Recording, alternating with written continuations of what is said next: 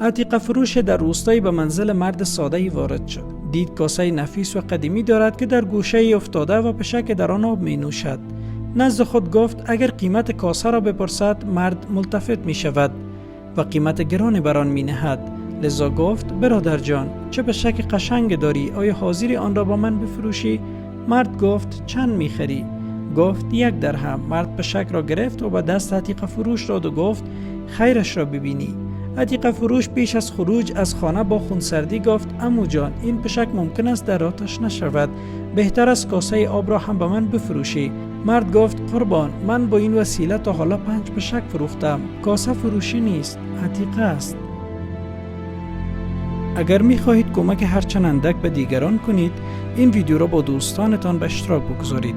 برای ویدیوهای بیشتر صفحات مجازی ما را دنبال کنید. صدا محمد عمر کمال.